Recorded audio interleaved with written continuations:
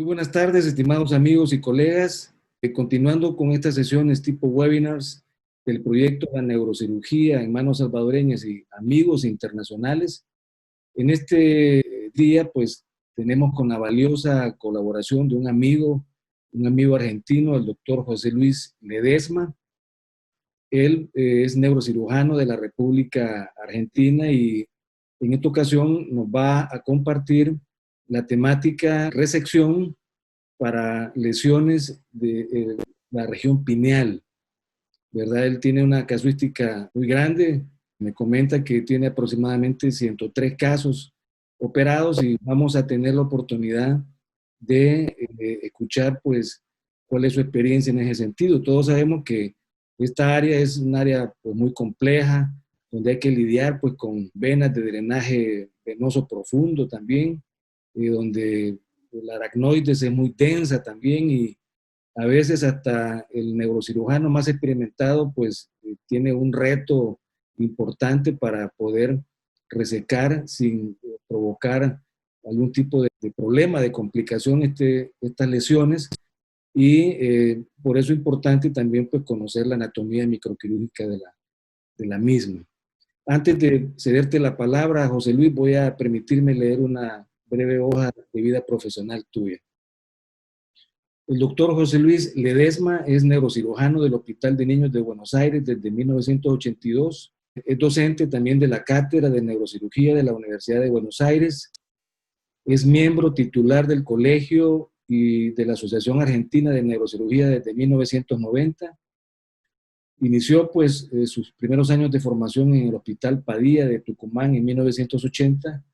Fue presidente, secretario y tesorero en muchos congresos de la especialidad. Además de eso, también es neurocirujano de la Clínica Adventista Belgrano y en la Clínica Basterrica de la ciudad de Buenos Aires. Ha realizado muchos cursos, aproximadamente unos 10 o más cursos con el profesor Evandro de Oliveira en Sao Paulo. Para nosotros es grato tener la colaboración del doctor José Luis Ledesma y en este momento pues cedo la palabra, José Luis. Adelante. Bueno, muchas gracias. Bueno, un gusto, como te decía. Lástima que ahora con esto uno no puede tener contacto personal. Es medio extraño comunicarse de esta manera, pero bueno, la tecnología también nos acerca de alguna manera. Para nosotros es un gusto porque Latinoamérica es una región en que somos hermanos desde muchos puntos de vista, e incluso en nuestras posibilidades técnicas, que a veces tenemos menos recursos que los países, digamos, desarrollados, como le llaman a Europa Occidental o a Norteamérica, Estados Unidos y Canadá sobre todo, ¿no? Pero bueno, por eso es un gusto compartir, porque hablamos más horizontalmente y vemos con las cosas que tenemos y los problemas son muy parecidos desde el punto de vista social y desde el punto de vista hospitalario y económico, ¿no? Así que bueno, cuando gustes, muchas gracias, porque como te decía, esta locura que tenemos, esta pasión por esto, es muy difícil compartirlo ni con amigos, ni con la pareja, ni con los hijos, ni con la familia. Esto únicamente lo podemos compartir con alguien que nos entienda, que somos los neurocirujanos, ¿no? Bueno, a mí en general es difícil escapar a la vida diaria, nuestra especialidad o lo que uno hace en la vida, ¿no? Llevamos lo que somos a lo que tenemos pasión. Y a mí esta frase siempre me gustó, ¿no? Por eso la dejé, no la cambié los colores ni nada, y dice lo que se lee, ¿no? Cuando un hombre planta árboles a cuya sombra sabe que nunca habrá de sentarse, ha comenzado a entender el sentido de la vida. El sentido de la vida, la ecología significa eso, que tenemos que dejar a la gente que va a seguir habitando este mundo cuando nosotros nos vayamos. Toda la experiencia que uno tiene para un mundo mejor. O sea que todas estas cosas son para nosotros, para nuestros pacientes sobre todo, y para las generaciones futuras. Por eso acá que lo que vemos es el pasillo de la cátedra de anatomía, de la segunda cátedra de anatomía de de la Facultad de Medicina de Buenos Aires, y aquí vemos alumnos de anatomía. Alumnos de anatomía son chicos de 18, 19 años, que están empezando con esta pasión y a la que nosotros tenemos que dejar el legado de ser buenas personas, de ser buenos médicos y técnicamente preparados. Bueno, la cirugía de la región pineal, cuando nosotros se nos presenta un paciente como este, por ejemplo, nosotros que nos hemos formado en una época incluso en que la resonancia magnética estaba en sus comienzos, cuando veíamos a nuestros maestros presentarse un caso como este, veíamos que en general es lo que hoy uno trata de evitar, sino de decir, bueno, este paciente ha llegado a buenas manos con esto y nosotros le vamos a resolver el problema, o por lo menos saber quién puede hacerlo. ¿Cuál es uno de los temas de la región pineal? Como hablábamos antes, el problema es que es un tumor muy poco frecuente. Vos fíjate que, ustedes, fíjense, cuando vemos todos los tumores del sistema nervioso central, los tumores de la región pineal son el 0.4%. O sea que tiene que haber unos 250 tumores para que uno de ellos sea un tumor de la región pineal. Cuando uno se forma, cuando los residentes pasan por un servicio, están 5 o 6 años, ¿cuántos tumores opera un servicio normal de neurocirugía? Y yo no creo que un servicio pueda operar más de 100 tumores por año, seguramente menos. O sea que un residente con suerte, desde el punto de vista estadístico, en su formación puede haber 2 tumores.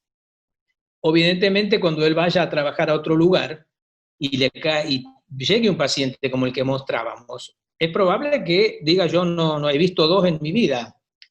Entonces, no es que la falta de experiencia, como todo, a uno le hace dudar, y uno de los secretos de por qué el tumor pineal fue durante mucho tiempo un mito es porque justamente hay muy pocos.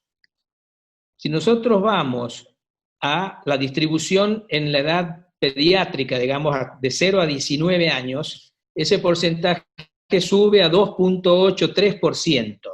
Es por eso, como yo estoy en el hospital de niños, he tenido oportunidad, y más un país como Argentina, en que, o los países latinoamericanos, que los pacientes vienen de ciudades más chicas hacia la gran capital, y nosotros hemos tenido oportunidad de ver muchos pacientes y así hemos podido desarrollar para solucionar este problema, porque no había quien más lo solucione.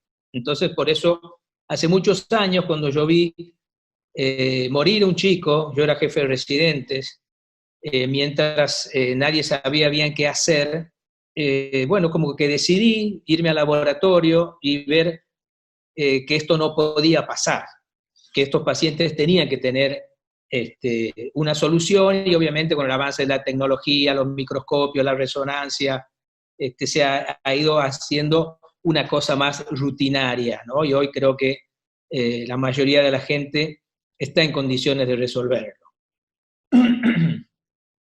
Brevemente, como para la pregunta que uno siempre se hace, ¿es necesario operar tumores de la región pineal? Porque hay mucha controversia en esto, como todos sabemos. Entonces, vale aclarar que en la región pineal representan el 1% de los tumores del encéfalo, ¿no? En la edad pediátrica, como habíamos dicho, hasta el 3%. En Oriente, sobre todo en Japón, existe un porcentaje un poco más alto. Por eso también es que los japoneses tienen más experiencia y nos han marcado un camino. Esto es importante, existen 20 tipos histológicos distintos en las lesiones de la región pineal, y esa es una de las razones para operarlos, porque hay que saber de qué enemigo o de qué agresividad estamos hablando para hacer el tratamiento adecuado, y eso sabemos que lo hacemos con la muestra de tejido.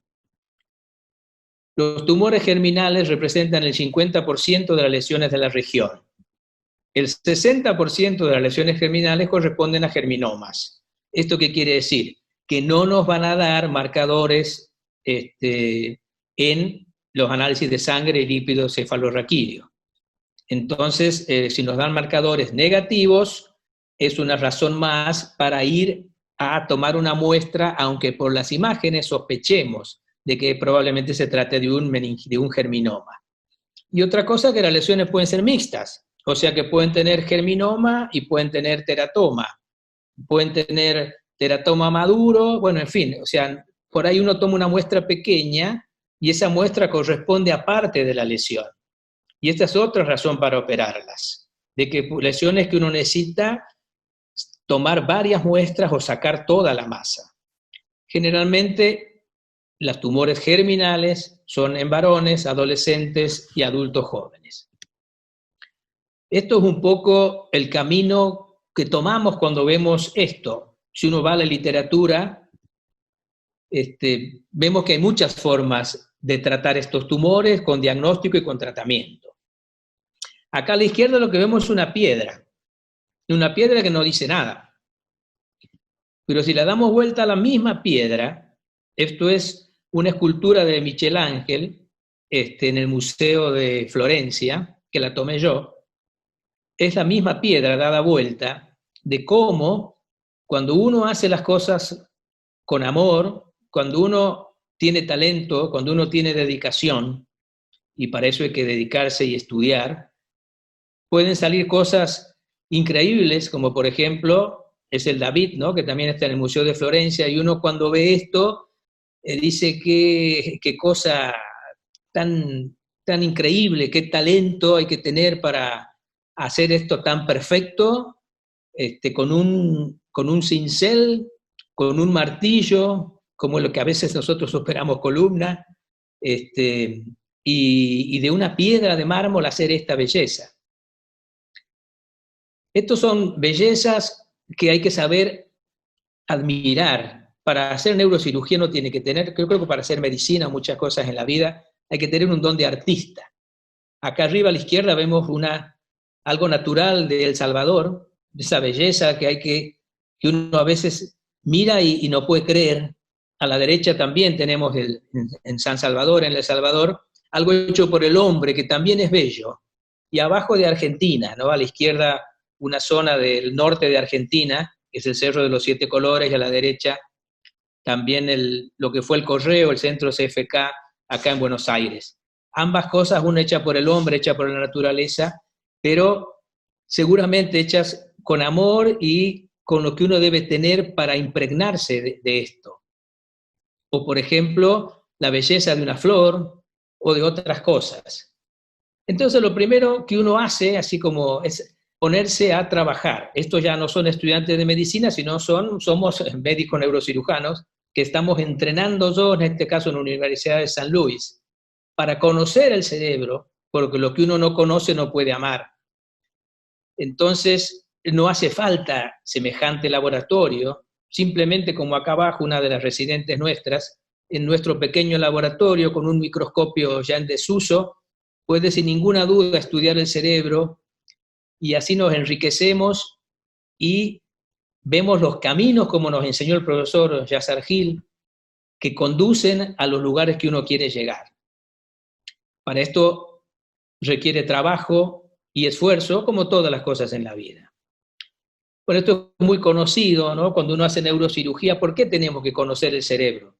Porque si nosotros lesionamos con nuestra cirugía el cerebro normal, afectamos a una persona y a su familia, físicamente, como su pensamiento, su comportamiento y sus sentimientos. Podemos sacar muy bien un tumor y dejar al paciente con secuelas importantes, o dejar al paciente sin secuelas, pero dejarle el tumor adentro. Esto es el límite que tanto estudiamos los neurocirujanos en el laboratorio y en el quirófano. La belleza del cerebro. Son cosas que acá vemos perfectamente, donde nosotros vamos a trabajar. Vemos los dos pulminares del tálamo, vemos los colículos superior e inferior, abajo saliendo el cuarto par, el cuarto ventrículo más abajo, el frenulum, y ahí vemos también el surco mesencefálico, donde va la vena mesencefálica lateral. Y esta zona, a uno, como cuando vimos las bellezas naturales y las bellezas hechas por el hombre, siempre digo, el hombre, los animales, todos son lindos, y por dentro también, y el cerebro es algo fantástico. Acá tenemos la región pineal, hacia adelante el tercer ventrículo, con la comisura entrotalámica, el mesencéfalo, vemos el acueducto de Silvio, los colículos, arriba la glándula pineal, arriba el cuerpo calloso de la glándula pineal, y abajo del cuerpo calloso, atrás de la glándula pineal, la gran vena de Galeno, y el vérmice leveloso con su punto más alto, que se llama culmen, justamente por eso, y lo más importante es saber cómo tenemos que bajar el culmen para llegar a la región pineal. Este es un poeta argentino, Atahualpa Yupanqui, ¿no? Que dice que para el que mira sin ver la tierra es tierra nomás, ¿no? Como el que mira el cerebro va a decir es eso nomás, el que mira sin entender y sin amor. Y nosotros estamos enamorados del cerebro, por eso hacemos neurocirugía y nuestra misión es justamente respetarlo, y para eso hay que conocerlo. Acá tenemos el mismo corte, pero desde un punto de vista ya axial, y acá vemos lo más importante que nosotros vamos a encontrarnos. Lástima que no tenemos el puntero, pero bueno, ahí lo que se ve es el complejo venoso, como hacía referencia. Vemos a los costados la tienda del cerebelo, un poco más abajo el cuerpo calloso, y ahí vemos arriba las dos venas que se van al costado, que son las venas occipitales internas, más mediales, las venas basales de Rosenthal del lado izquierdo y derecho, y la vena cerebelosa precentral, que generalmente hay que coagular, como ahí se ve, para tener acceso a esta región. Lateralmente vemos las dos arterias coroideas posteromediales, y más hacia el medio la arteria cerebelosa superior. Todas estas cosas tenemos que tener en cuenta para conocer y respetar. Acá con un más amplio vemos hacia arriba lo que se ve blanco, el colículo superior, abajo el colículo inferior, hacia la derecha lo que es el culmen, donde hay un disector bajándolo, que es lo que nosotros tenemos que bajar para llegar a la región pineal. Hacia abajo la arteria cerebelosa superior y hacia arriba la arteria coroidea posteromedial, que viene de la cerebral posterior y va a dar la vuelta para entrar al plexo coroideo del tercer ventrículo, que también nosotros ahí nos vamos a dirigir. Acá la parte venosa, con el seno longitudinal inferior, el seno recto, la vena maxilar interna, la vena cerebral interna, las dos venas de Rosenthal, la vena de Galeno, el culmen, y ahí vemos el acueducto de Silvio con la comisura venular y los colículos superior e inferior, como sabemos el superior relacionado a la vía óptica y el inferior relacionado a la vía auditiva. ¿Qué podemos hacer con las lesiones de la región pineal? Observarlas, que es una conducta absolutamente válida, sobre todo cuando pensamos que son gliomas del tectum. Los gliomas del tectum, si nos metemos, probablemente el paciente va a salir con secuelas indeseables, sobre todo de la vía visual, de la vía óptica. Si el paciente tiene hidrocefalia, porque sabemos que una de las primeras cosas que suelen pasar por la cercanía del acueducto de Silvio es que el paciente haga una hidrocefalia triventricular. En ese caso le podemos poner una derivación ventrículo-peritoneal y esperar. O podemos hacer una derivación ventrículo-peritoneal, y si tenemos sospechas de que sea un germinoma, por ejemplo, o un tumor germinal, a veces se hace un test radioterapéutico con una dosis pequeña de rayos, y ir controlando a la semana si el tumor va disminuyendo de tamaño. Se puede hacer una biopsia estereotáxica, se puede en la misma biopsia poner implantes de semillas radioactivas.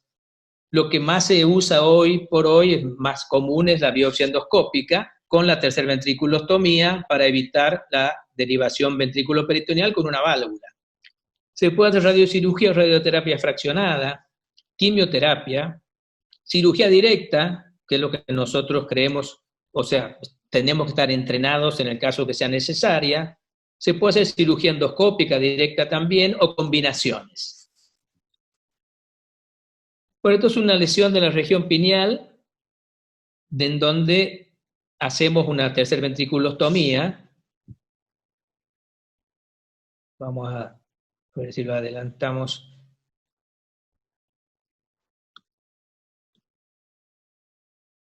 Bueno, vamos para atrás de vuelta porque ahí está. Vamos a adelantarlo un poco, ahí entramos al agujero de Monro,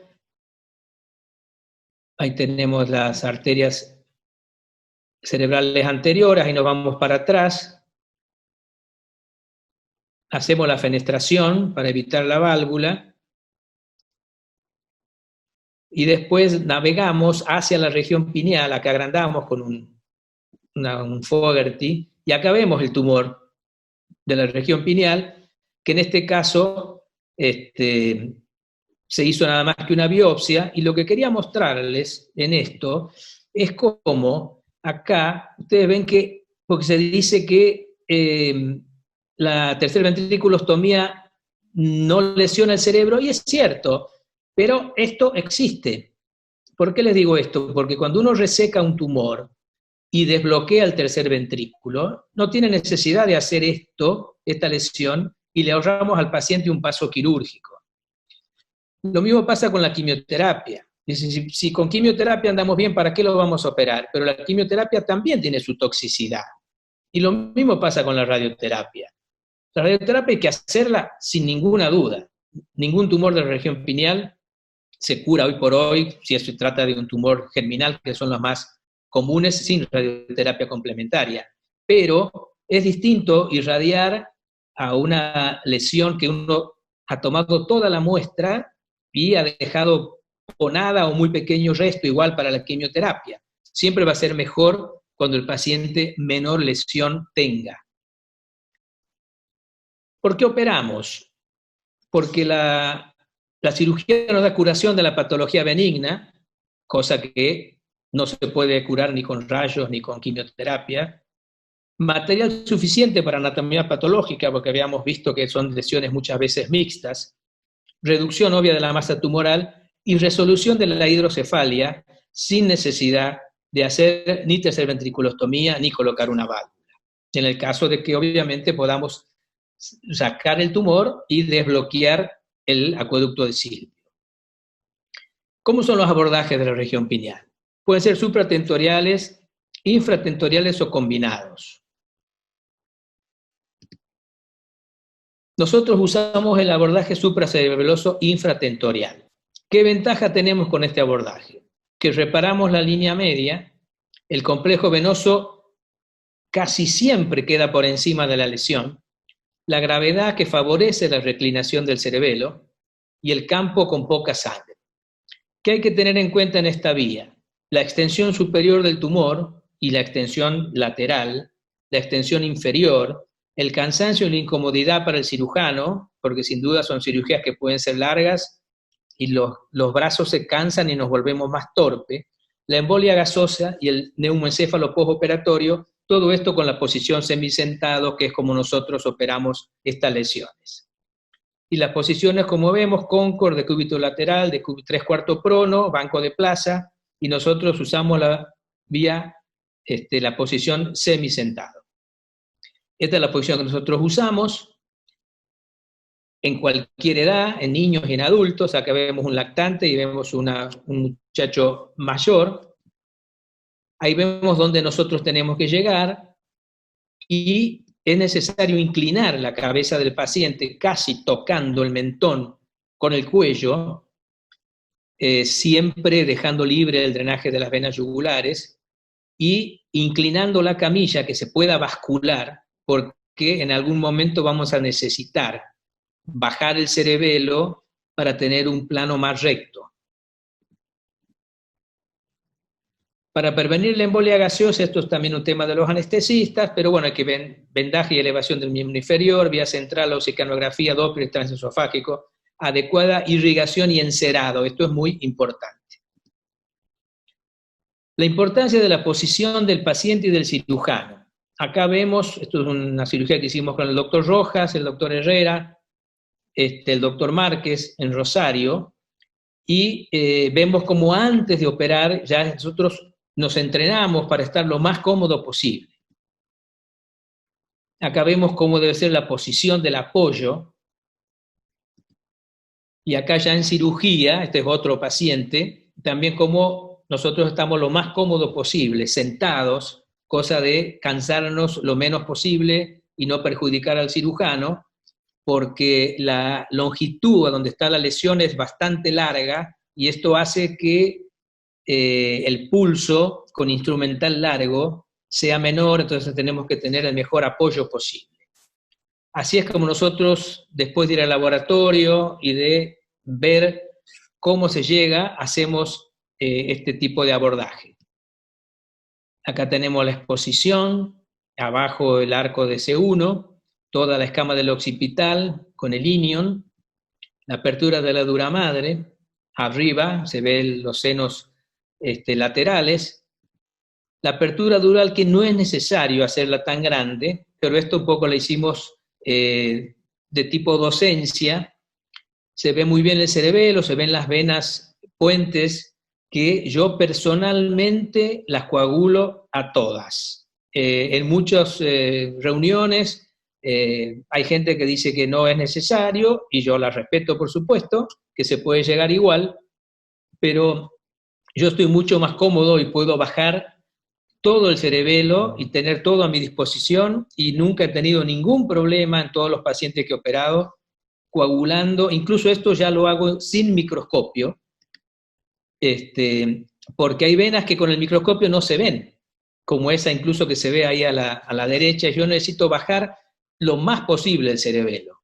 Ahí vemos el culmen al fondo, y ya al fondo se ve la tienda del cerebelo, y ya se están insinuando las venas basales del Rosenthal. Esto es un túnel que nos lleva directo hacia el tercer ventrículo, hacia la región pineal, un túnel en el cual nosotros no tenemos necesidad de romper nada del encéfalo para llegar ahí.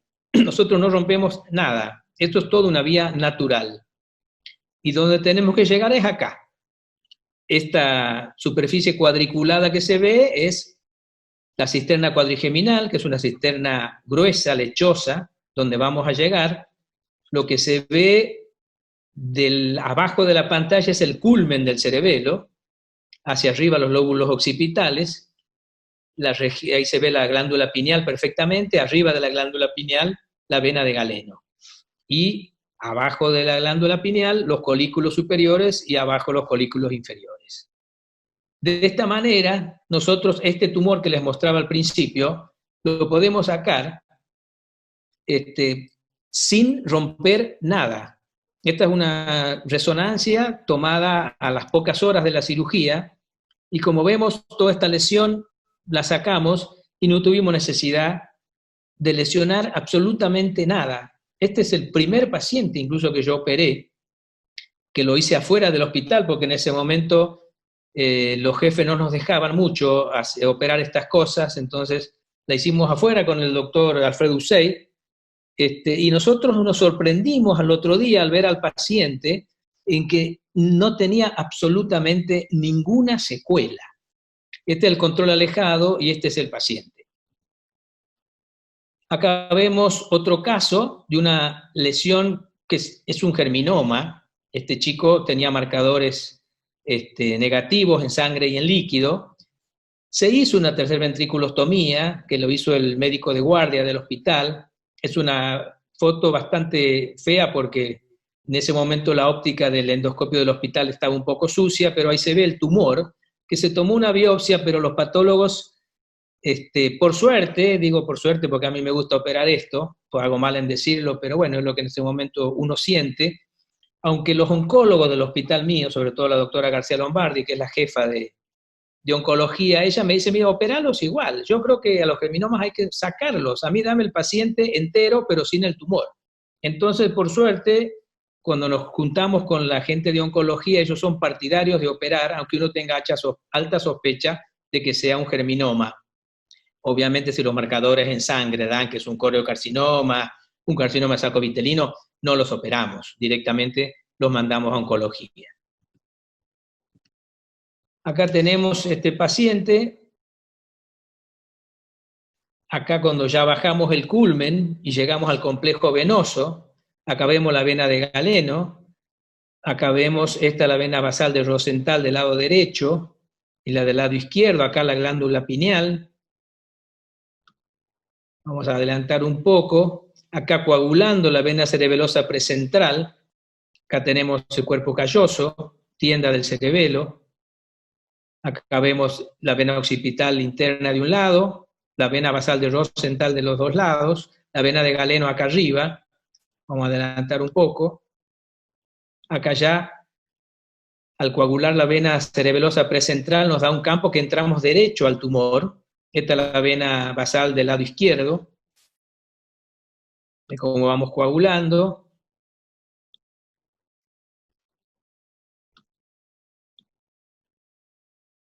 Se ve que es una lesión distinta al cerebro.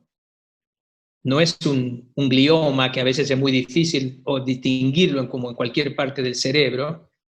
Acá vamos sacando el tumor. Acá con el aspirador ultrasónico, que es muy importante. El aspirador ultrasónico en estos casos nos ahorra mucho tiempo y siempre tiene que ser una pieza de mano similar a la de endoscopía de a la transnasal. Una pieza de mano larga y muy delgada, porque si no nos tapa la visión.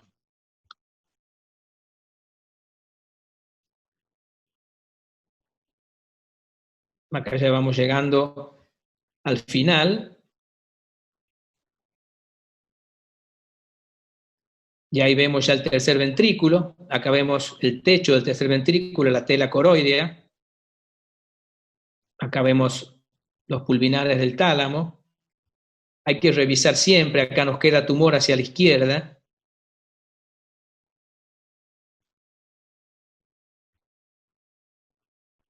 Ahí entramos a la cavidad del tercer ventrículo. Esta es la visión que vamos a ver del agujero de Monro, del fornix.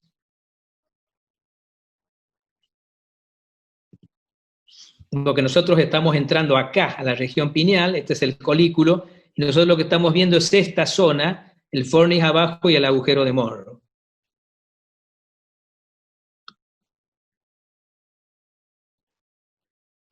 Bueno, acá vemos al final de la cirugía, el techo del tercer ventrículo, la tela coroidea.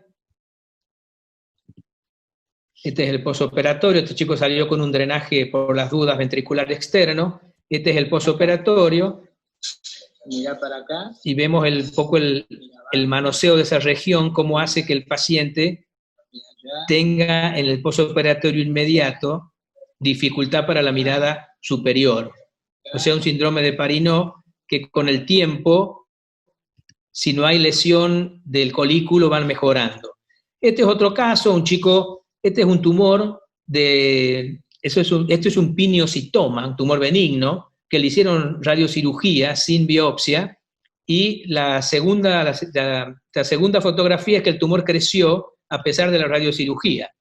Y acá lo operamos, este paciente, y esto lo hicimos asistido por endoscopía. Después que sacamos el tumor, pusimos el endoscopio, y acá vemos los pulvinares del tálamo y el techo del tercer ventrículo con la tela coroidea.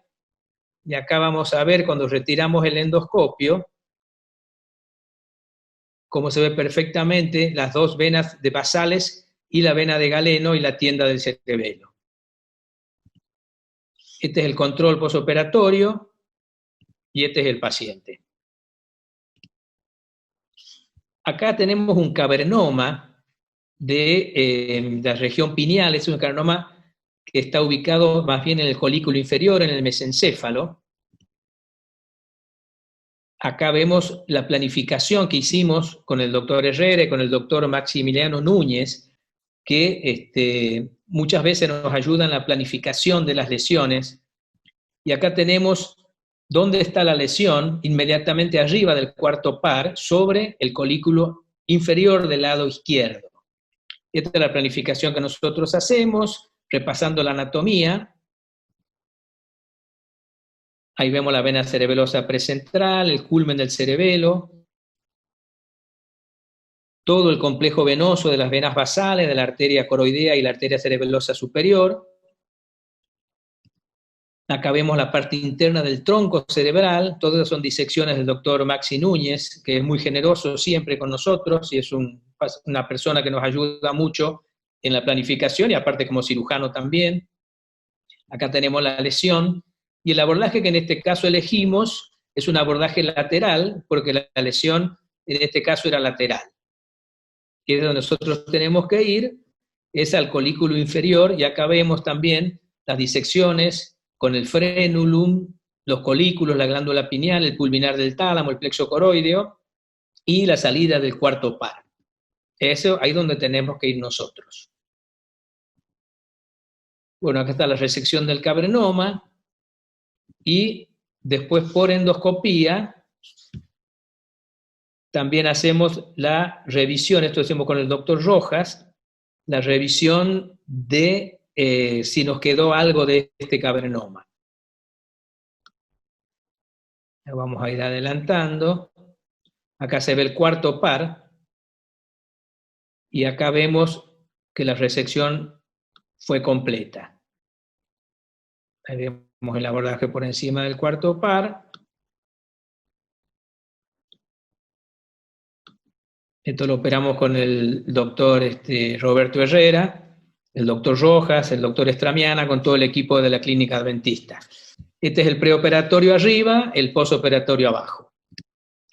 Acá tenemos una paciente, una niña también joven, que en este caso, siendo mujeres, nosotros tenemos muchas dudas de que sea una lesión de tipo germinal, y acá vemos la lesión. Esto se trata de un astrocitoma de la región pineal.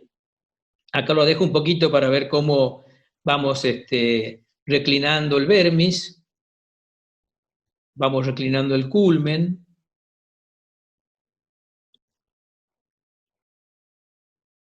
Ahí ya vemos acá la cisterna cuadrigeminal, acá vemos la vena basal del Rosenthal del lado izquierdo, la tienda del cerebelo, acá el cuerpo calloso,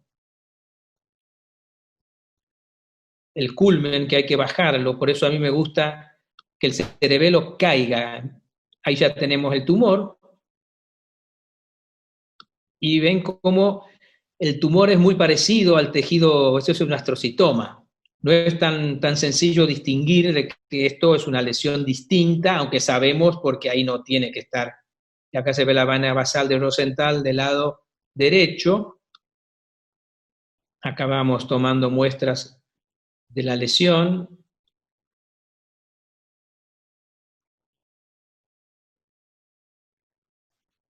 De nuevo, las dos venas basales, el cuerpo calloso acá.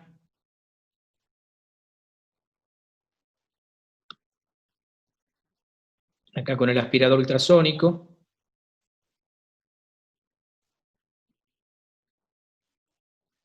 Ven cómo a veces es difícil el pulso porque es muy profundo, o sea hay que tener instrumental largo para esta cirugía. Bipolares largos, tijeras largas en forma de bayoneta y piezas de mano muy delgadas.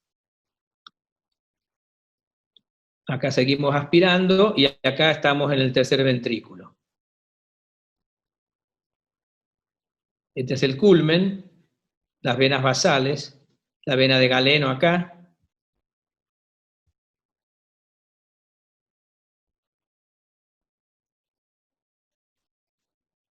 Acá ya revisando si nos queda lesión. Los astrocitomas, del problema que tiene que al nacer del sistema nervioso, no como los germinomas o los pineocitomas, que no nacen del sistema nervioso, sino que son tejidos distintos, es más difícil de, ven ahí se ve la visión final, y el túnel que tenemos sin lesionar nada, simplemente bajando, aunque como les decía, el astrocitoma al nacer del tejido, es muy difícil sacarlo sin no dejar una impronta en el sistema nervioso. Acá vemos esta niña después de la cirugía. Ahora mira para el otro. Ven cómo mira para ambos lados, mira para abajo, pero le cuesta la mirada lateral. Y acá vemos esta lesión ahí marcada, que le quedó en el colículo superior, y al mes y pico de cirugía ya vemos que cómo mejoró. Ella ya puede mirar para arriba, aunque todavía le queda un estrabismo. La doctora del hospital de Centeno dijo que estaba muy bien. Y ahí tenemos la paciente con un astrocitoma. Esto es otro caso, esto es un quiste dermoide, que también el quiste dermoide lo que tiene es que no hace falta entrar al tercer ventrículo, porque está afuera del tercer ventrículo. Como vemos, acá no necesitamos, y vamos a encontrarnos con la vena cerebelosa precentral, vamos a encontrar al final de la cirugía, no como la mayoría de las lesiones propias que son de la región pineal propiamente dicha, o sea, de la glándula pineal, que tenemos que coagular la vena cerebelosa precentral para tener acceso. Acá coagulando las venas. Acá vemos el tumor perelado, que es bastante sencillo de ir resecando. Vamos a adelantarlo un poco. Acá bajando el culmen, acá la arteria cerebelosa superior. Ven que no vemos el complejo vascular, porque el quiste lo empujó para arriba y para adentro. Una cosa que siempre hay que tener en cuenta es que por la posición del paciente uno tiende a irse hacia arriba, hacia la vena de Galeno. Y lo que hay que acordarse es que la lesión suele estar abajo de la vena de Galeno. Entonces, cuando uno tenga dudas, reclinar el culmen e inspeccionar abajo. Porque si no nos vamos derecho y lesionar la vena de Galeno, sabemos la consecuencia que puede tener. Hasta el final de la cirugía, y acá vemos la vena cerebelosa precentral, como la encontramos al final de la cirugía, y no al principio. Y acá toda la región pineal, acá los colículos.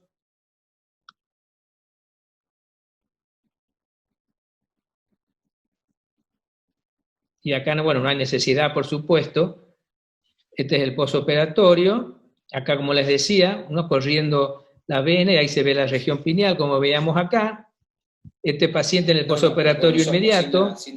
Mira para el otro lado con los ojos. Mira para abajo. Mira para arriba. Como no puede mirar para arriba por el manoseo de la zona.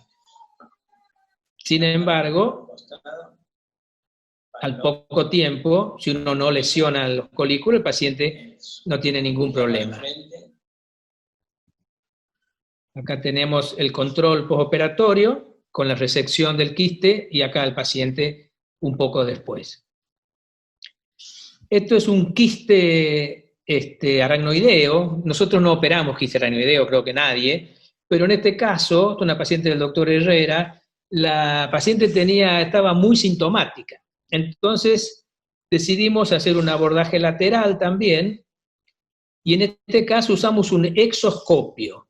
O sea, no operamos ni con microscopio ni con endoscopio, sino con un exoscopio que está puesto en la loge y nosotros estamos mirando la pantalla. Acá tenemos un poco el video de esta cirugía. Acá vemos la exposición y acá vemos ya el quiste, la cápsula, o sea, la cápsula externa. Esto creo que se puede operar con exoscopio porque es una lesión relativamente sencilla. Esta es la cápsula, digamos, la cápsula interna visceral que hay que sacar porque si no el quiste es recidiva. Acá vemos como nosotros lo que estamos viendo es esto y no estamos viendo ni en la pantalla por el exoscopio. Acá lo vamos a adelantar. No, acá se rompe esa membrana interna visceral.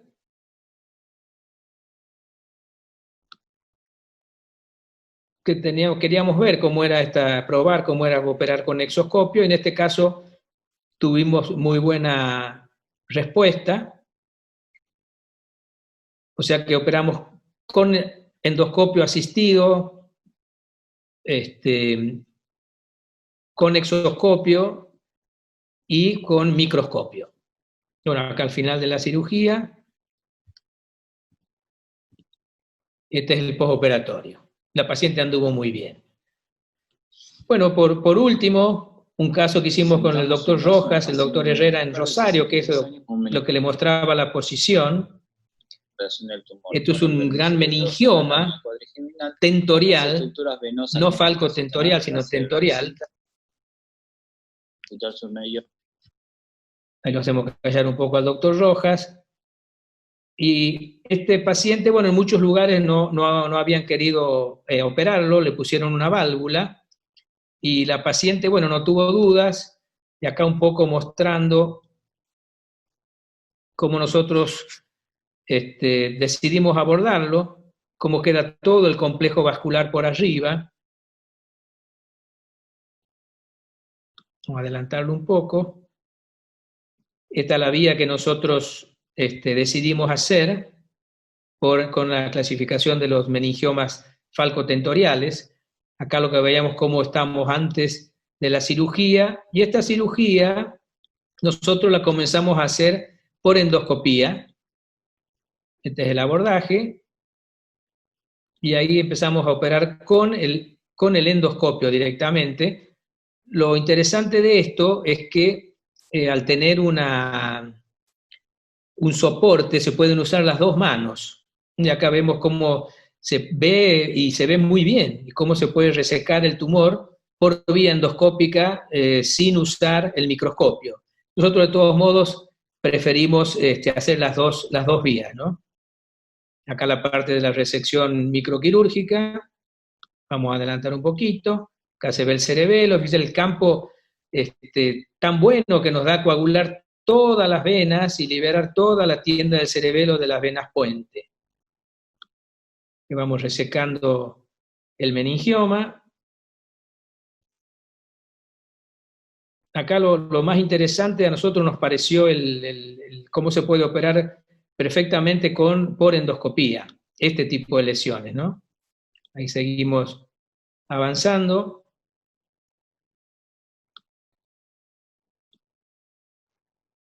Acá el tumor al final estaba adherido a la vena de Galeno, por lo cual le dejamos esa lesión pegada porque ya era mucho riesgo, incluso por esta vía que tenemos una visión inferior. Acá seguimos.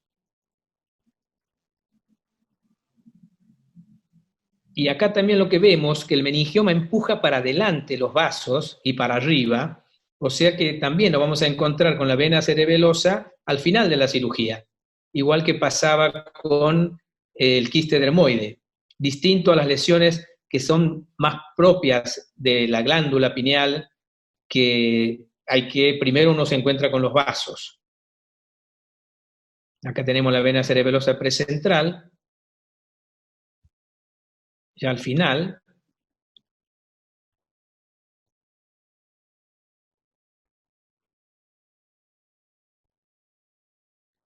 Acá tenemos los colículos superior, colículo inferior.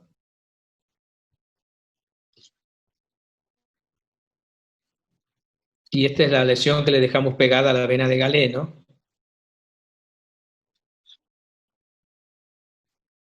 Ahí vemos después la paciente al otro día de la cirugía. Y este es el resto de lesión que le quedó desde el postoperatorio. Bueno, nuestra casuística en el caso personal, 122 pacientes internados con lesiones de la región pineal en los últimos 30 años, 103 operé por vía cerebelosa infratentorial, 66 varones, 37 mujeres, edad promedio de 14.6, desde 1 año hasta 63 años. Estos son la anatomía patológica, 57 tumores germinales. Ahí vemos gliomas, astrocitoma de bajo grado, pineocitomas, tumor papilar, pineoblastoma, metástasis, quiste pineal, dermoide, ependimoma, hemangioblastoma, cavernoma. Y en las lesiones germinales, como vemos, el 65% son germinomas, el 18% son teratomas, el coriocarcinoma es el 5%, al igual que carcinoma embrionario, y carcinoma de saco vitelino un 5%. Los resultados, el síntoma más frecuente fue la hipertensión endocraniana asociada a hidrocefalia. 11 pacientes fueron tratados previo a la cirugía con derivación ventrículo-peritoneal y 18 con tercer ventriculostomía. 3 pacientes de los 103 presentaron secuelas postquirúrgicas severas, esos fueron los 3 astrocitomas. 3 pacientes presentaron hemorragia intraventricular, 8 pacientes tuvieron trastornos oculares, 3 de los cuales fueron transitorios y 5 definitivos. Bueno, esta es mi presentación, esto que yo les muestro es el monte, yo soy de Santiago del Estero, que es una provincia en el norte de Argentina, donde no tenemos montaña ni mar, tenemos monte, pero yo siempre digo, si uno ve el monte con amor, podemos ver esta belleza de la misma toma. Este es simplemente un cuadro que nos hizo la jefa de enfermeras del hospital cuando se fue, y a mí me quedó el amor de esa enfermera, porque uno a veces, cómo nos dejó su amor al cerebro, ¿no? 2 o 3 reflexiones finales, que pongo: el trabajo en equipo es el combustible que permite que gente común alcance logros extraordinarios. Esta frase de Gandhi, que nuestra recompensa se encuentra en el esfuerzo y no en el resultado. Un esfuerzo total es una victoria completa, que es lo que hacemos cuando estamos en el laboratorio estudiando, y todo este esfuerzo que hacemos de compartir nuestra experiencia. Para finalizar, esta frase la dejé porque dice: uno puede olvidar quién nos ha herido, pero no quién nos ha enseñado. Entonces, mi homenaje al Hospital de Niños, Ricardo Gutiérrez de Buenos Aires, a las enfermeras, a los residentes que nos dan tanto acá operando todos, y finalmente a mis maestros, ¿no? Al doctor Jorge Monjes y al doctor Evandro de Oliveira, a que les debo mucho de esto, a mis compañeros, al doctor Herrera, al doctor Rojas, al doctor Sanz, al doctor Estramián, al doctor Martín Herrera, y para finalizar lo que ponía ahí, la gente joven de nuestro servicio, ¿no? Cuando un hombre planta árboles a cuya sombra sabe que nunca habrá de sentarse, ha comenzado a entender el sentido de la vida. Esto es mi hija mayor, cuando fue su viaje de fin de curso, terminando la secundaria, y yo pensaba qué le vamos a dejar a las generaciones futuras. Y eso es lo que creo, que es lo que la esencia de los colegas de El Salvador, y de los cuales, bueno, me siento honrado por la invitación. Así que, bueno, muchas gracias, y bueno, estoy abierto a lo que ustedes quieran. Excelente, José Luis Ledesma, una charla por demás didáctica, completa. Retomo un par de ideas que tú mencionaste, más que todo como mensaje para los residentes, los neurocirujanos en formación, también el estudio expedito de la anatomía microquirúrgica en talleres, en cadáveres, ya sea formalizados o en cadáveres frescos, es vital para el adecuado reconocimiento de esta área. Ya vimos lo nutrido de la vasculatura, tanto arterial y más que todo venosa también, en donde pues una lesión venosa a este nivel puede ser algo catastrófico también, pues, ¿verdad? Y para ellos, pues, importante el trabajar. El taller debe de ser algo permanente, no solamente también en los residentes, sino que también en el neurocirujano que ya está formado, porque entre más uno accede a esa zona, mejor, más destreza, más habilidad. Así como tú lo dices, en tus primeros años, cuando empezaste y habían algunas lesiones tumorales de implante profundo como esta, en donde nuestros maestros pues las habían considerado como, digamos, proscritas para poder ser abordadas por la alta morbilidad o mortalidad que tenían, pues el ir a mejorar la experiencia en cuanto al abordaje quirúrgico en talleres, eso obviamente mejoró de manera importante pues la destreza para poder llegar a tener la casuística que tienes en este momento. Yo te felicito. Es muy importante el microscopio, ¿no? Que no había en la época esa. Correcto. Había microscopios de mucho menor luz, era mucho más difícil abordar. Se ha facilitado mucho con la tecnología, con la luz del microscopio, y el estudio que nos indujeron el profesor Yasser Gil y el profesor Rotto, ¿no? A quien le debemos tanto para esto. El trabajo bellísimo del profesor Albert Rotton Jr. ha sido pues, de vital importancia para que la neurocirugía avance también, ya conociendo uno un poco más de cerca la anatomía microquirúrgica. Todo esto, pues estos abordajes ya uno entra más orientado y ya sabe dónde dirigirse, qué pasos evitar para no provocar algún tipo de lesión. Dos comentarios a lo que decís. El primer tumor que yo mostré, demoré 13 horas y hoy estamos no más de 3, 4 horas. Ah, perfecto, sí. Siempre has utilizado el abordaje de Kraus.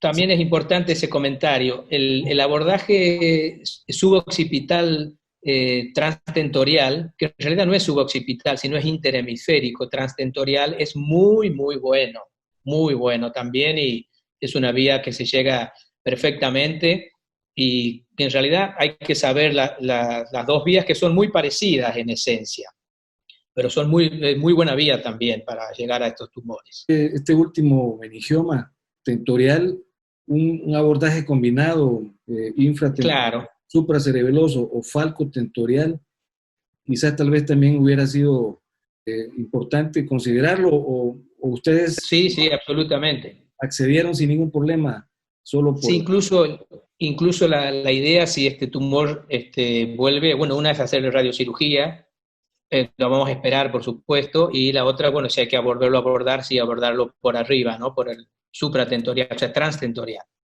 Ahora, y con la posibilidad con la posición semisentada, José Luis, del embolismo aéreo, ¿no consideraron ustedes, por ejemplo, más que todo para pacientes mayores, la posición Concord o la posición Prona también en algunos pacientes? Hemos operado algún paciente que tenía alguna dificultad, pero los sentados, que son la gran mayoría, tuvimos 3 embolias gaseosas. Una que no pasó nada, nos dijo el anestesista, hizo una pequeña bradicardia y lo aspiró. Otra que tampoco pasó nada, y una tercera, pero entró por la vía, porque la vía venosa central era de mala calidad, y por la llave de 3 vías entró aire. No por donde nosotros estábamos trabajando. Sí, pero sí hay que tener mucho cuidado con irrigar y poner cera permanentemente. Correcto, sí. Y en estos pacientes con la posición semisentada, ¿no hacen antes un estudio?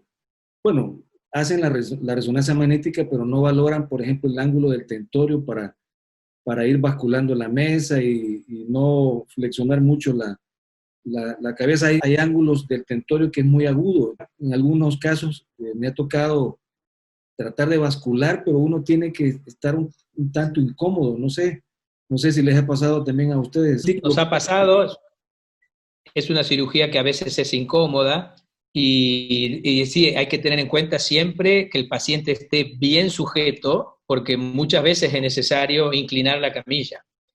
Entonces, si uno no está, hay que tomarse todo el tiempo del mundo en que el paciente quede bien sujeto, que quede bien los miembros inferiores, casi a la altura del corazón, como si fuese un corredor de Fórmula 1, y tener en cuenta de bascular la camilla para permitirnos, como a veces hacemos con las cirugías también de la región celar, que hay que correr la cabeza, sobre todo cuando uno quiere clipar un aneurisma que tiene un cuello que se va, es muy útil el modificar la cabeza y el microscopio. Acá también.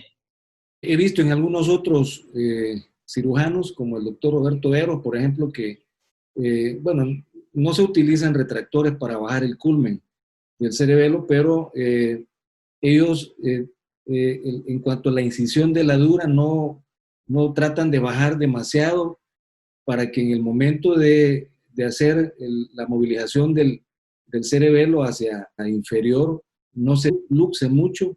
Entonces ellos dejan como el corte de la duramadre a media luna, o sea, para evitar como que Sí. una pequeña bolsa para que no se luxe, porque a veces uno en el momento de la cirugía y cuando ya han pasado varias horas, el mismo apoyo, el trabajar sobre las telfas, eso de alguna manera también lesiona un poquito la superficie cerebelosa y uno se apoya. Bueno, siempre tiene que tener cuidado, pero ellos dejan esa parte de la duramadre para que ahí se sostenga el cerebelo. No. ¿Han hecho ustedes eso? Hacemos lo mismo, nosotros hacemos lo mismo. Lo que sí tratamos es de abrir la cisterna magna, yo por lo menos. Trato de abrir la cisterna de arriba, sin abrir la duramadre tanto, para que no caiga tanto el cerebelo. Incluso en el cierre es mucho más fácil, no hace falta abrir tanto, pero yo trato siempre de abrir la cisterna magna, porque muchas veces me han convocado a ayudar, por ejemplo, a cirujanos, me dicen, vos vení, que tenés experiencia, ayúdame, o vení a operar. Yo digo, no, operalo vos. Yo nunca me gustó, salvo que me lo pidan expresamente, operar el paciente de otro. Yo te ayudo y muchas veces, como somos medio testarudos los cirujanos, decía, abrir la cisterna magna, no, por ahí no, y al final termina abriéndola porque es mucho más sencillo. En general baja el cerebelo, cae mucho más. Cuando operamos un ángulo pontocerebeloso, ¿viste? Uno en general lo primero que hace es ir a buscar la cisterna magna porque es más fácil. Hay veces que se puede reclinar, que uno vaya a abrir la cisterna por ahí del ángulo directamente, pero a mí me gusta más tener todo abierto, coagular todas las venas, bajar, que el cerebelo caiga hasta la parte de arriba y abrir la cisterna magna para que yo quiero trabajar cómodo, tener una visión amplia. Claro, sí. No dejan trépanos centinelas, por ejemplo, por si hace una hidrocefalia en el posoperatorio, o un sangrado inclusive, porque a veces eso es lo que sucede con la posición sentada, que es cierto, el campo está limpio, no hay sangre, ¿verdad? No hay mucho líquido cefalorraquídeo, pero a la hora de colocar la posición de cúbito ventral, entonces ahí, obviamente uno tiene que ser meticuloso con hemostasia también, pero no dejan trépanos centinelas para hacer algún tipo de ventriculostomía de urgencia, si es necesario. Esto es una buena práctica. En los tumores de fosa posterior sí hacemos un agujero tipo Frazier y dejamos el agujero, o a veces hasta incluso un drenaje cerrado. Pero en los pineales no he dejado, digamos, no he tenido previsto eso. Lo que sí hacen es un neumoencéfalo muy importante, porque generalmente yo los opero con hidrocefalia, digamos, justamente para evitar la válvula. Es una pregunta que muchas veces me hacen. ¿Siempre operas sin tratar la hidrocefalia? Y digo, depende a dónde.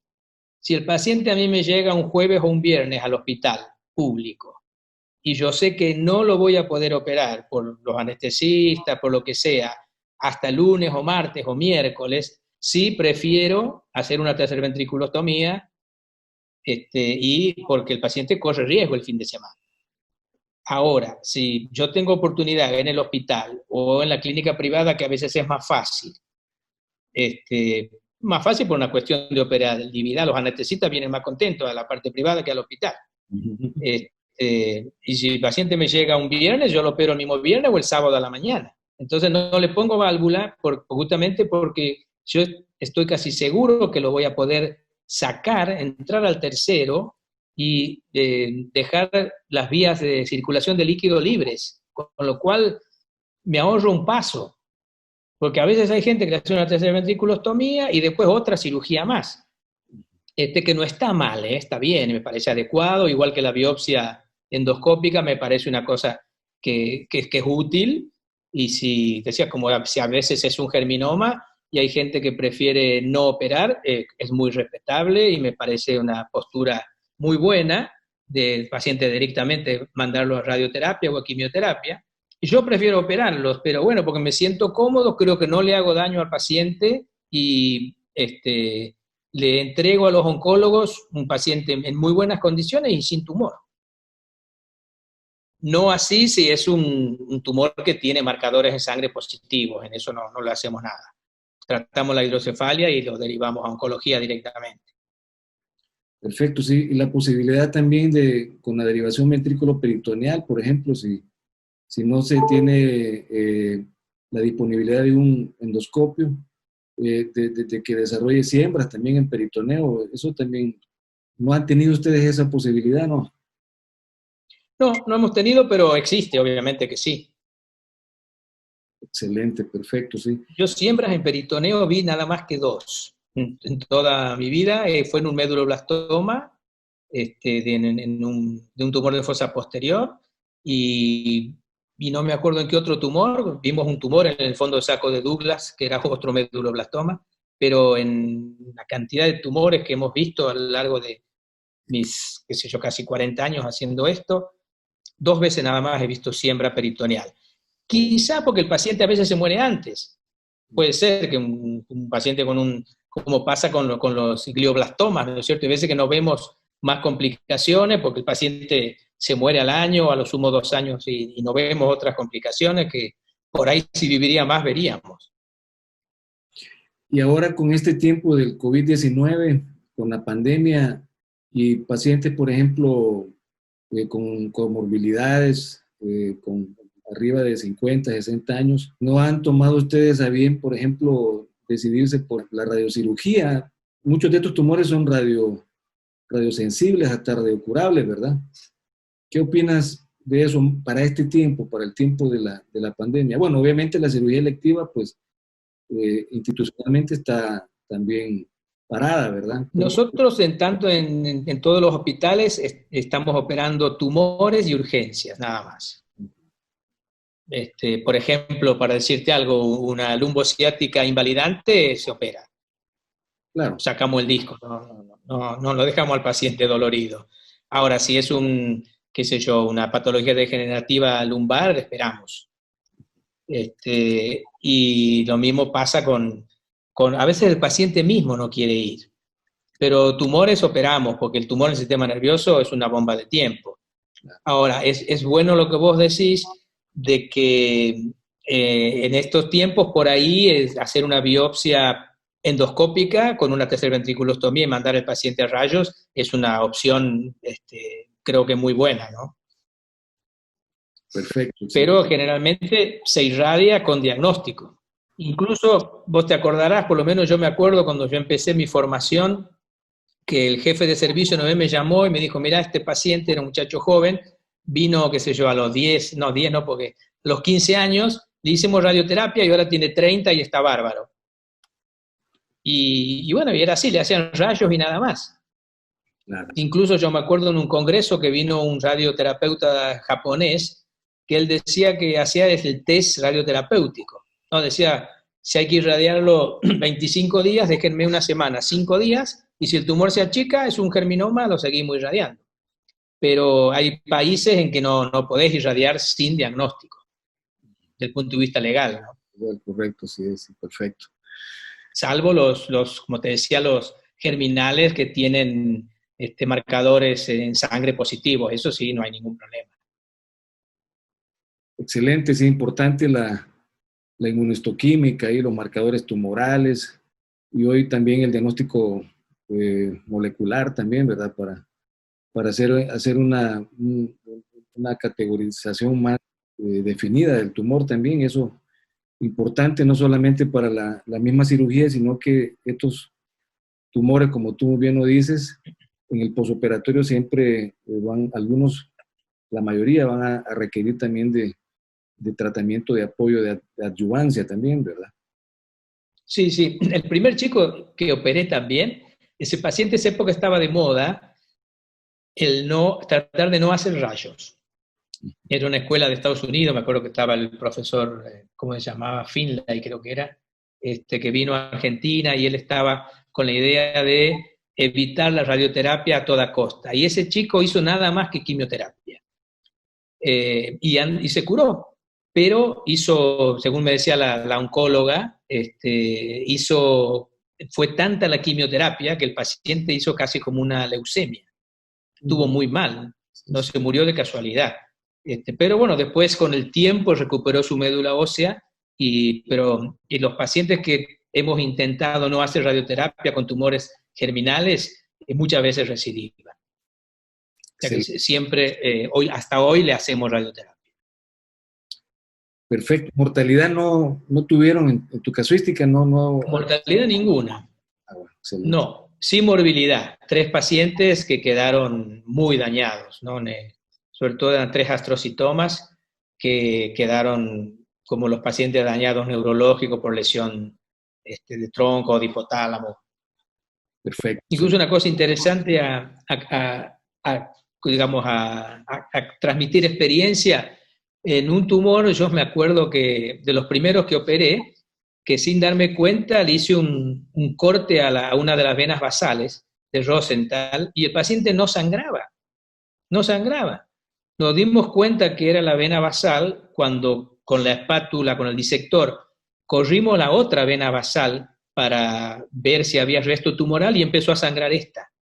Y yo, ¿qué sangra? Y nos dimos cuenta de que le habíamos hecho un corte a la vena, a una de las venas. Digo por la posición sentada, por ahí entra aire también, hay que tener cuidado. Por supuesto que me fijo muchas veces, pero yo lo cuento como diciendo, no, es increíble que el paciente no sangraba. Y al final le pusimos Surgicel y no suturamos la vena, nada, y no pasó nada. Pero bueno, no es una cosa que uno desea, por supuesto. Excelente. José Luis, creo que ha sido una charla, una presentación bellísima. La experiencia que tienes es amplia, realmente eres un referente a nivel de Latinoamérica y probablemente del mundo en este tipo de abordajes para estas lesiones en el área pineal, ¿verdad? Que por mucho tiempo fueron, digamos, territorios vedados, ¿verdad? Pero que con el auge, pues, de la microscopía, la iluminación, la magnificación, el estudio concienzudo de la anatomía microquirúrgica, la práctica en talleres, etcétera, y obviamente la misma destreza y habilidad que se va adquiriendo con el paso del tiempo, directamente también con los pacientes, te ha llevado en tu caso pues a estar ya por tu caso número 103 y eso pues te habla mucho de la experiencia que tiene. Yo agradezco la anuencia que tuviste para compartirnos esta experiencia que es grande, ¿verdad? Y más que todo también para los residentes, para los neurocirujanos en formación. Este proyecto lo que pretende es darle continuidad a la educación. Como tú muy bien lo acotaste, hay que sembrar un árbol pensando en que nunca nos vamos a sentar ahí para descansar bajo la sombra, sino que pensando en que otros van a llegar a disfrutar del paisaje, de la sombra y de recostarse un ratito en el árbol para poder descansar. Esa filosofía de vida me parece excelente y habla mucho de aquel que quiere dejar un legado para las nuevas generaciones y eso es muy importante. Eso habla del amor que se tiene realmente a la carrera, a la profesión y a la especialidad también. Te felicito. Es lo que tenemos que transmitir, el amor y la pasión de hacer las cosas. Y esto está muy bueno porque siempre decimos los latinoamericanos tenemos pocas chances de a veces de publicar, o porque nos rechazan nuestras presentaciones y después presentan ellos lo mismo, o porque tenemos que recurrir a traductores que nos hagan una presentación adecuada con las palabras y la gramática inglesa, y todo el costo que significa. Y estas cosas quedan porque si no se pierden. Me refiero a cuántos cirujanos que hay en Asia, por ejemplo, en Asia, en China, en India, en cualquier país con una experiencia enorme y que no se puede compartir porque no se publica. Y a veces uno ve, y a veces uno no sé si debería, pero vemos cirujanos, sobre todo en tumores, muy renombrados, y cuando uno los escucha hablar, dice, este debe haber operado poco, porque lo que habla, incluso mucha investigación, muchas cosas, mucha operación en ratas, cultivo de tejido, pero digo, a nuestros pacientes no le interesa demasiado eso. Al paciente mío le interesa que yo le saque el tumor, no tanto que sepa de las histonas o de qué sé yo, de cosas que son interesantes, pero somos cirujanos. Perfecto, sí. Y yo tengo la suerte de que en mi hospital los oncólogos nos dejan operar esto, porque ella misma me dice, en Japón los operan a los germinomas. Porque a veces los clínicos es como que no quieren que operemos. Yo a veces les digo es una cuestión de protagonismo, porque si nosotros operamos y solucionamos el problema, ellos dejan de ser protagonistas. Entonces hacen lo posible para que no operemos. Y entonces uno, sobre que son pocos los tumores, si no operamos algunos, te queda muy, muy poca experiencia. Yo estoy de acuerdo que hay que discutir obviamente en grupos de trabajo y entre todos. Pero muchas veces yo le decía, como decía el doctor Viruega, 2 capitanes hunden un barco, el equipo tiene que tener a alguien que decida si opera o no se opera. Pero al final nosotros siempre terminamos haciendo lo que quieren los clínicos. Y nuestra opinión cada vez va a los radioterapeutas, los oncólogos, los endocrinólogos, los infectólogos, y nuestra opinión es como si fuésemos un técnico que va a hacer lo que a ellos les parece, y yo creo que no es tan así. Nuestra opinión tiene que pesar también. Correcto, sí es importante el manejo multidisciplinario con decisiones colegiadas, pero acá es también donde la experiencia y el protagonismo del cirujano también debe de imponerse de manera razonada, pues, y buscando siempre el beneficio del paciente, pues. Yo creo que en muchos abordajes, muchas técnicas, muchas patologías, la cirugía pues se impone a otro tipo de terapias en la mayoría de ocasiones, y eso es importante. Quiero retomar solo esto último, José Luis, antes de despedirnos, lo que mencionabas respecto a que a veces los latinoamericanos o quizás tal vez otros países como los asiáticos tienen pocas posibilidades para poder tener el acceso a revistas de renombre internacional, pues, ¿verdad? Porque exigen muchos requisitos y a veces uno quiere presentar un artículo y pasan hasta 2, 3 años para valorar si lo pueden publicar. Entonces, hoy siempre se abren oportunidades. Es cierto, la pandemia, el COVID, etcétera, ha generado un caos a nivel mundial. Muchos dicen que a veces las cosas malas arrastran cosas buenas también, como por ejemplo esto. Yo veo que hoy en día, a raíz de este resguardo domiciliar que se ha tenido, este confinamiento, estas cuarentenas obligatorias, este tipo de actividades académicas en plataformas virtuales se ha expandido, pero de manera dinámica, y ha fortalecido la posibilidad de que aquellos que en el pasado no tuvieron también esa oportunidad de poder publicar y como lo hacen los grandes, pues los grandes del mundo, ¿verdad? Ahora con este tipo de plataformas se pueda exponer también experiencia de una manera fácil, económica, y en donde las redes sociales pueden difundir de manera vertiginosa, digamos, esta información, más que todo para los residentes y los neurocirujanos en formación también. Yo me acuerdo antes, tú no me dejarás mentir, cuando yo era residente, cuando empezábamos, a veces teníamos que estudiar de fotocopias, o sea, donde veíamos, por ejemplo, imágenes de una fotocopia borrosa, y estas imágenes que tengo detrás, por ejemplo, que son bellísimas, de la anatomía, etcétera, ni por cerca.